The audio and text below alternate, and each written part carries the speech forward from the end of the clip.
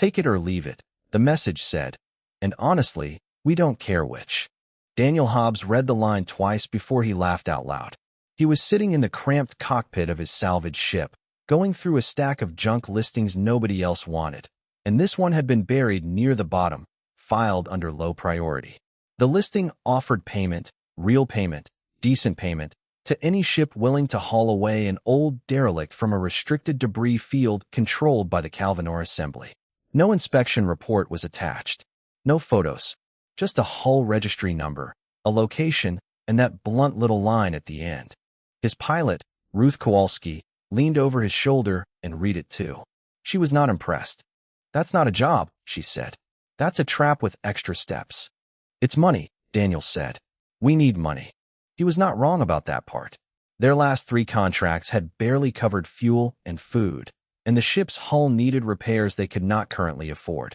Daniel opened a private channel and sent a short reply, asking for details. The answer came back almost instantly, which told him someone on the other end had been waiting, hoping someone, anyone, would finally say yes. Counselor Yorick handled the call himself, which should have been the second warning sign. Assembly officials of his rank did not usually bother with small salvage crews. He appeared on the screen looking bored, one hand resting near a stack of paperwork he clearly wanted to finish signing. "The vessel is called the Sovereign's Grave," Yorick said. "It has been sitting in that field for longer than your species has had spaceflight.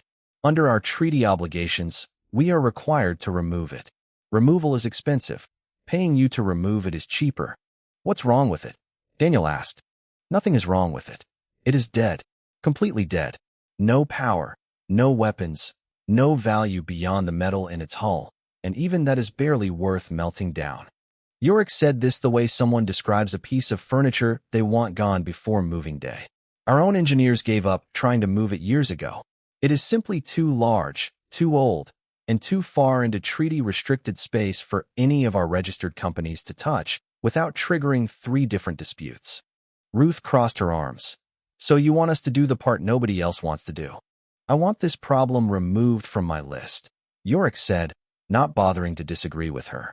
"Sign the transfer, take the ship, and it becomes entirely yours.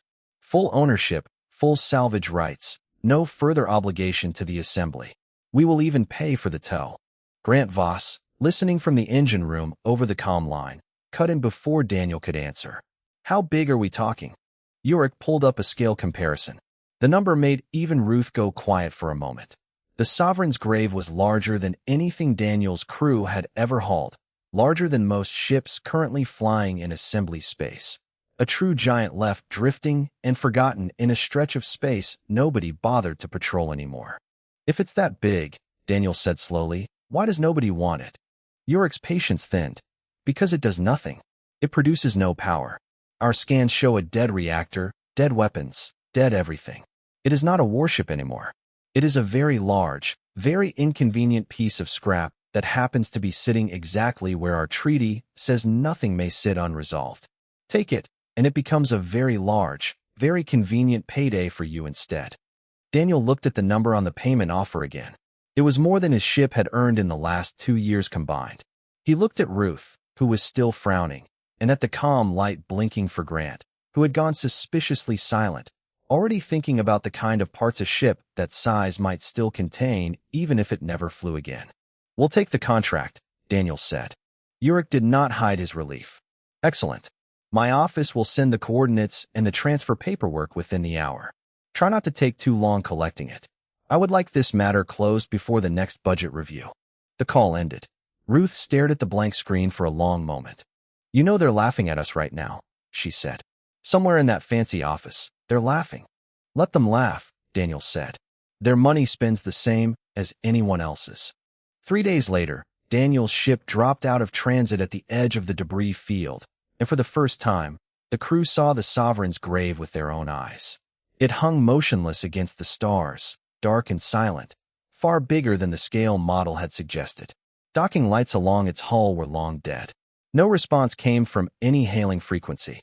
It looked, in every way, exactly like what Yorick had promised, an enormous, lifeless wreck waiting for someone foolish enough to drag it away. Grant whistled low over the comm.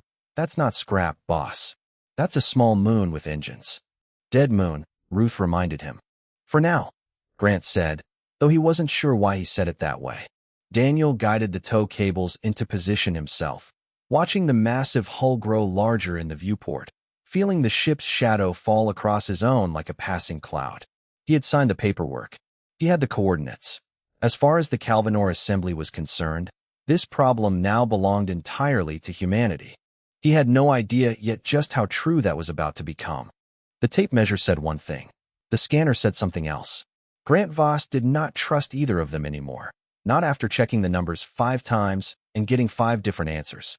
The Sovereign's grave had been sitting in the shipyard for 6 days, tied down to the largest dock Daniel's crew had ever rented, and Grant had spent most of that time walking its dead corridors with a flashlight and a growing headache.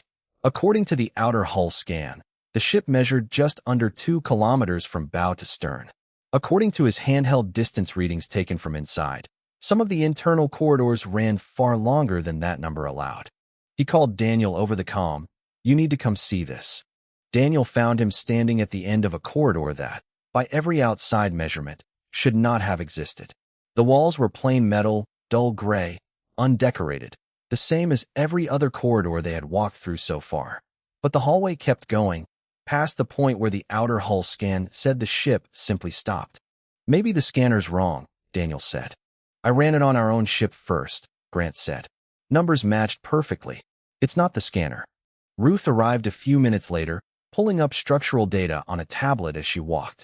She frowned at the screen, then at the corridor, then back at the screen. This isn't just extra space. Look at the wall thickness readings. They don't match anywhere on the assembly's registry for this hull class.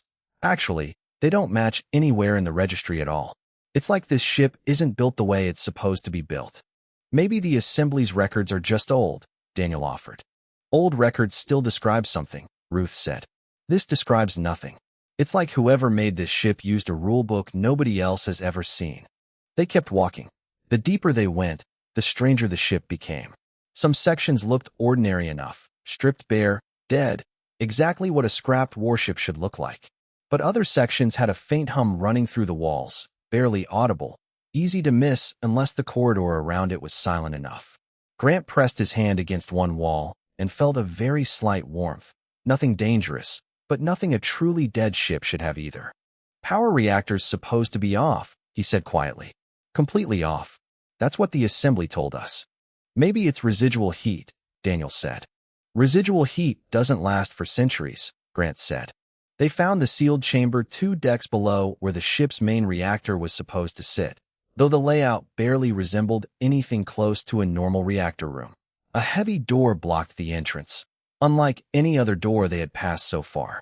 It had no handle, no obvious control panel, only a smooth surface covered in fine, layered markings that none of them recognized.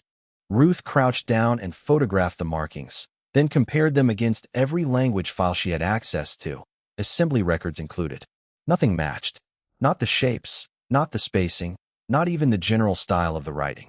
It did not look like anything built by any of the trading species the crew had ever dealt with. This isn't assembly work, she said slowly. I don't think the assembly built this ship at all. Grant ran a hand through his hair, staring at the door. Then whose ship did we just buy? Nobody had an answer for that. Daniel placed his palm flat against the sealed door, half expecting nothing to happen, mostly just needing to touch it, to try and understand what exactly they had towed across half of assembly space without asking enough questions. For a moment, nothing changed. Then, faint and almost too quiet to notice, a thin line of light traced itself along the edge of the door, outlining its shape before fading again just as quickly. Ruth grabbed his arm and pulled him back a step. Did you see that? I saw it, Daniel said. Dead ships don't do that, Grant said. They stood there for a long while, staring at a door that had just responded, however briefly, to a human hand it had never touched before. Whatever the Calvanor assembly believed about the Sovereign's grave, whatever careless report had labeled it dead and worthless, it was becoming clear that someone, somewhere, had gotten the description very wrong. Daniel finally broke the silence. Get Grant's full inspection log ready, and find out if we know anyone who's worked with pre-assembly hardware before. Actual old tech, not scrapyard junk. You think someone can just explain this? Ruth asked. I think, Daniel said slowly, looking back at the faint outline still fading along the sealed door. We didn't buy scrap metal. I think we bought a very old, very quiet secret, and it just noticed we were here. Behind the door, deep inside systems that had not drawn a full breath of power in longer than any of them could guess, something distant and patient continued waiting, the way it had been waiting for a very long time. Ivan Sato had repaired engines that predated 3 different wars, but he had never seen a design like this one, and he only realized how strange it truly was after he had already agreed to take the job. Daniel found him through an old contact, a former military technician who had left service years ago and now worked freelance, fixing anything with wires and a pulse. Ivan arrived at the shipyard with a single toolbox and a healthy amount of skepticism, which lasted right up until he stepped through the sealed door that Grant and Ruth had finally coaxed open using a careful combination of patience and stubbornness. The chamber inside did not look like any reactor room Ivan had ever worked in. There were no visible fuel lines, no obvious control panels, only a tall, dark column standing at the center of the room, surrounded by thin channels cut into the floor that pulsed faintly, very faintly, with a dim blue light. That's not off, Ivan said immediately. That's throttled down. There's a difference. Explain the difference, Daniel said. Off means dead. Nothing moving, nothing waiting. Throttled down means someone, or something, deliberately reduced power to the lowest possible level without shutting it down completely. It's the kind of thing you do when you want a system to survive a very long time without being noticed. Ivan ran a scanner along the base of the column, watching numbers shift slowly across his screen. Somebody built this to hide, not to die. Grant folded his arms. Assembly said the reactor was dead. Assembly was wrong, Ivan said simply. Over the following days, Ivan worked alongside Grant and Ruth to carefully wake sections of the ship one at a time, never pushing too hard, always watching for warning signs that never quite came. Corridors that had been dark for longer than any of them had been alive, slowly filled with soft light. Systems that should have crumbled to dust years ago responded instead with quiet, steady efficiency, as if merely resuming a task they had been paused in the middle of. The deeper they went, the clearer the picture became. This was not an old assembly warship. It never had been. Buried in a rarely accessed archive deck, protected behind another one of those strange sealed doors, Ruth found records, badly damaged, mostly fragments, but enough to recognize a pattern. References to a war fought generations before the Assembly's current treaty had ever been signed. References to an enemy the surviving records only ever called the Wardens, a name that meant nothing to Daniel's crew, but made Ivan go very quiet when he first heard it. I've heard that name before, Ivan said. Buried in old military archives, mostly redacted. The Assembly doesn't talk about the Wardens. As far as most people know, that war ended so long ago it might as well be a myth. So the Assembly inherited this ship, Ruth said slowly, after that war ended, and just never understood what it actually was. Looks that way, Ivan said. Somewhere along the line, somebody filed it as scrap, and nobody ever bothered to double-check the file. They found the weapons bay 2 decks further down, sealed behind yet another unmarked door, this one larger than the rest. Inside, rows of dormant weapon systems stretched further than any of them expected, untouched by decay, waiting in the same patient stillness as everything else on the ship. Grant walked the length of the bay in silence, running his hand along cold metal housings, doing quiet math in his head about output numbers that, if even half correct, dwarfed anything currently flown by the Assembly's active fleet. This isn't a wreck, he finally said. This is a weapon that somebody forgot how to be afraid of. It was Ivan who finally coaxed the ship's core system fully awake. 3 days later, working carefully through layers of old, unfamiliar code with more patience than Daniel thought any one person could possess. When the response finally came, it was not loud or dramatic. A single, calm voice, translated slowly through overworked systems still relearning how to speak, filled the chamber for the first time in longer than anyone could measure. It did not introduce itself with a name. It simply asked, in careful, halting phrasing, how long it had been. Nobody in the room had an answer that felt adequate. Daniel finally stepped forward. Longer than anyone currently alive can tell you, he said. The people who left you here are gone. The people who found you didn't know what you were. We're the ones who woke you up. There was a long pause before the voice answered again. Then I am grateful, it said, and I am also concerned. If none of you know what I was built to survive, then none of you know what may still be looking for me. Ruth glanced at Daniel. Grant glanced at Ivan. Nobody spoke for a long moment. Whatever careless mistake the Calvanor Assembly had made in giving this ship away, it was becoming painfully clear that it was not a small one, and that the consequences of that mistake had not finished arriving yet. The rumor reached Counselor Yorick through the worst possible source, a mid-level trade officer who had heard it, secondhand, from a bartender near the human shipyards, who had heard it from a dock worker, who had, in turn, heard it from someone who claimed to have seen strange lights coming from inside a supposedly dead warship. Yorick dismissed it at first. Rumors about salvage crews always grew stranger with distance, the way any good story does after passing through enough mouths. But when a second, unrelated report arrived a week later, this time from an assembly listening post that had picked up faint, unfamiliar energy readings near the human shipyard, he stopped dismissing anything. He brought the reports to Administrator Follow personally, mostly to get ahead of the blame before someone else did it for him. It's impossible, Follow said, reading the data twice. That reactor was fully decommissioned generations ago. Our own inspection confirmed it before the transfer. Our own inspection, Yorick said carefully, was performed from outside the hull, using scanners calibrated for standard reactor signatures. If that ship was never standard to begin with, our numbers would have been wrong from the very beginning. Follow set the report down slowly. You gave away a ship you never fully understood. I gave away a ship that every department for the last decade labeled as worthless scrap, Yorick said, feeling his patience thin. I did not build the inspection process. I only followed it. That argument did not make the following meetings any easier. Within days, additional problems began arriving from an entirely different direction.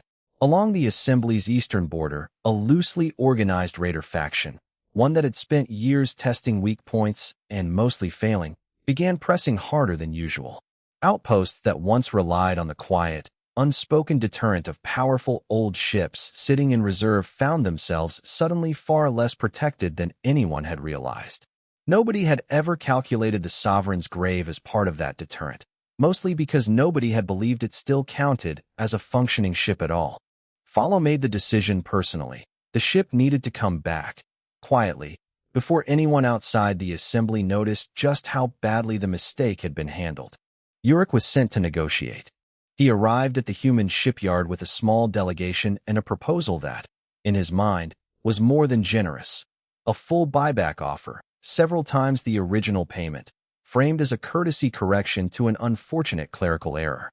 Daniel listened to the entire offer without interrupting, standing on the shipyard dock with Ruth and Grant beside him, the massive hull of the ship looming behind them, no longer dark, no longer silent.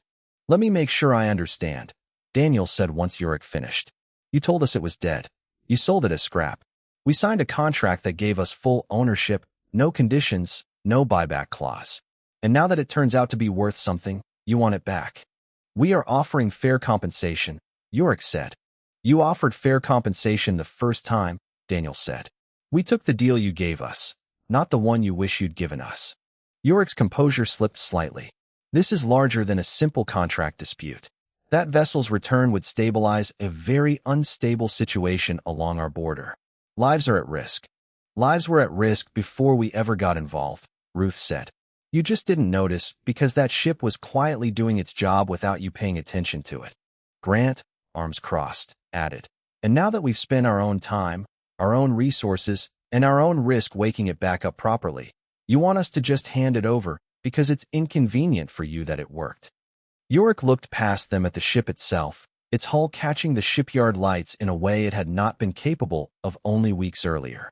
Somewhere behind that silence, he suspected, whatever intelligence had been sleeping inside, it was very likely listening to this entire conversation. You do not understand what you are holding on to, Yorick said finally. Maybe not completely, Daniel said. But we understand it a lot better than the people who threw it away. Yorick left without the ship, and without much of the confidence he had arrived with. Follow received the news poorly. though there was little left to do about it beyond preparing carefully worded reports meant to soften just how badly the situation had unraveled. Along the border, the raiders kept pressing, and in the human shipyard, work continued, faster now, more determined, as Daniel's crew and Ivan Sato began the long, careful process of making an ancient, forgotten warship truly their own. The ship no longer looked like anything from the old assembly records. That was, in a very real sense, the entire point. Over the following weeks, Daniel's small shipyard transformed into something closer to a full engineering yard, crowded with contracted welders, borrowed equipment, and more late nights than any of the crew cared to count. Ivan Sato worked closely with the ship's core system, now speaking clearly through restored comm systems, guiding the human engineers section by section through systems built on principles none of them fully understood but were slowly learning to work alongside. Grant Voss, never one to leave a good design untouched, insisted on layering human-built systems directly onto the old architecture wherever gaps in ancient equipment could be filled with more modern parts. Backup power routing, updated communication arrays, patched sensor grids. None of it matched the smooth, seamless style of the original construction, and none of it needed to. It worked, and that was enough. "You're not fixing it the way it was built," Ivan said one evening, watching Grant weld a support brace into a corridor junction with far more enthusiasm than elegance. "No," Grant agreed. "I'm fixing it the way it needs to work now." The ship itself, according to its own quiet, careful assessment, seemed almost amused by the process. It offered guidance when asked, corrected mistakes before they became dangerous, and otherwise allowed the humans full authority over decisions it clearly could have made faster on its own. Daniel suspected, though he never asked directly, that the ship understood something the assembly never had, that a crew who built and rebuilt something with their own hands would trust it and fight for it, in a way a crew who simply inherited it never would. They gave it a new name during that stretch of long nights, almost by accident. Ruth had taken to calling it Second Wind during casual conversation, a joke at first, referencing a ship everyone had assumed was finished. The name stuck before anyone formally decided it should. The real test came sooner than any of them expected.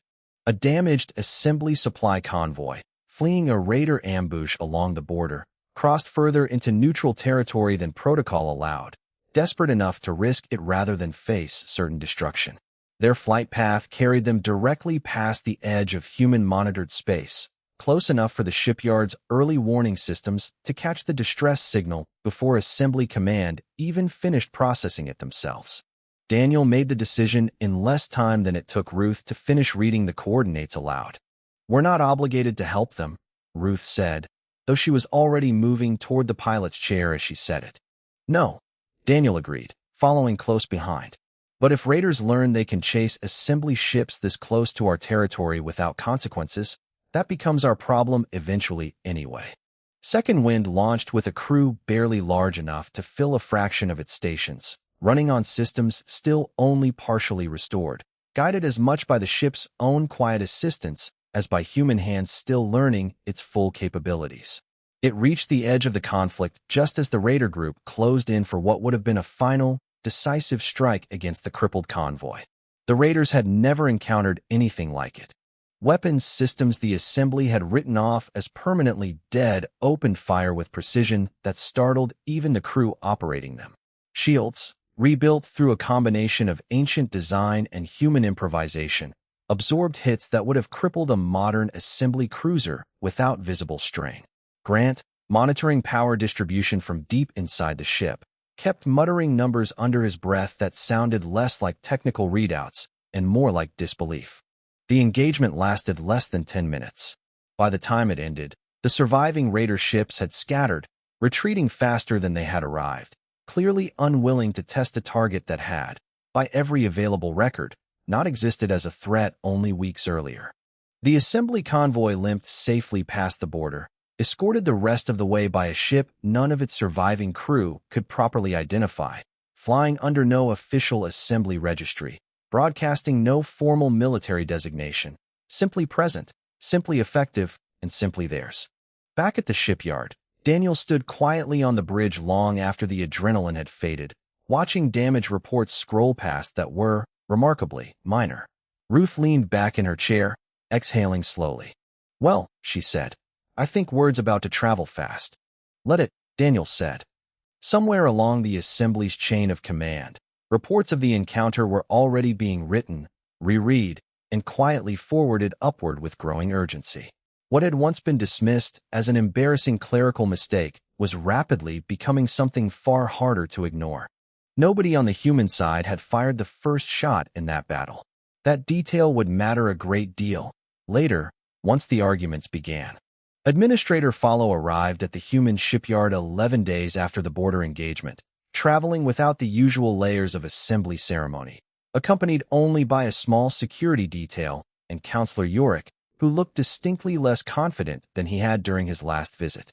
Follow had come, officially, to discuss regional security cooperation.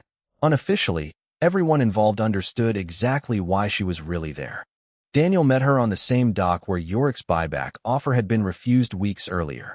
Second Wind loomed behind him, fully restored now, its hull marked with the uneven, practical scars of human repair work layered over ancient design, unmistakably its own thing, belonging to no one else's fleet or history. I've read the reports, Follow said, without much preamble. All of them. The convoy rescue. The engagement data. The performance figures our own analysts almost refuse to believe. And, Daniel asked, and I would like to discuss what happens next, Follow said. Not as a correction to a mistake. As a conversation between parties who now clearly matter to each other more than either side expected. Yorick, standing a step behind her, said nothing, though the tightness in his expression suggested he had already argued this exact point internally and lost. Follow did not ask for the ship back. She had clearly been warned against repeating that particular request. Instead, she proposed something closer to a formal recognition, an acknowledgement that humanity, through what she carefully called an unusual set of circumstances, now possessed capabilities the Assembly could no longer afford to treat as irrelevant. She spoke of trade adjustments, of expanded diplomatic standing, of border cooperation agreements that, only 2 months earlier, would have been unthinkable for a species the Assembly had barely bothered to notice.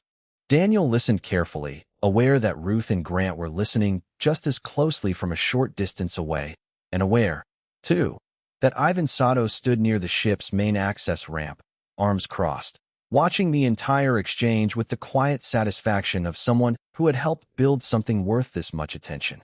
You do understand, Daniel said eventually, that none of this happened because we were trying to prove a point. We took a contract. We fixed what we bought. That's it.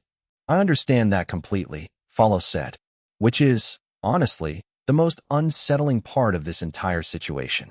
You were not trying to outmaneuver us. You simply did not know enough to be careful, and it worked in your favor regardless.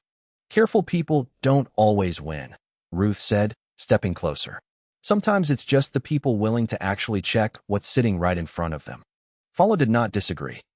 Before leaving, she asked, almost as an afterthought, whether the ship's own intelligence system was willing to speak with her directly. Daniel glanced back toward the ramp, where a quiet, steady voice answered through nearby speakers before he could respond himself. I am willing, it said, though I suspect you already know my answer to whatever question you were planning to ask. And that is that I belong to the people who woke me, not the ones who forgot me. The voice said simply. That has not changed, and I do not expect it to. Follow did not argue the point. She left shortly afterward, taking with her far more caution than she had arrived with, and considerably less confidence in the Assembly's old habit of underestimating anyone smaller than themselves. In the weeks that followed, word of the shipyard's now famous salvage job spread well beyond Assembly space, reaching trade routes and border stations far outside the small circle that had once dismissed the entire contract as a joke not worth remembering. Daniel's crew found themselves fielding offers they never expected, invitations to trade negotiations, requests for consultation on old, forgotten hardware quietly sitting unnoticed in other corners of Assembly territory, and, more than once, cautious questions about whether other ships like the Sovereign's grave might still be out there, waiting. Daniel never gave a clear answer to that last question, mostly because he did not know one himself.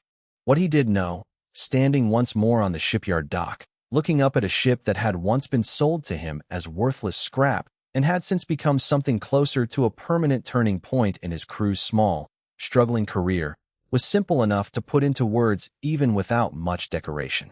The Calvanor Assembly had wanted to get rid of a problem cheaply. Instead, they had handed an emerging, underestimated species one of the most valuable assets in the entire region, fully signed, fully legal, and impossible to take back. Nobody involved in that original contract had understood what they were doing. Only one side, in the end, had bothered to find out.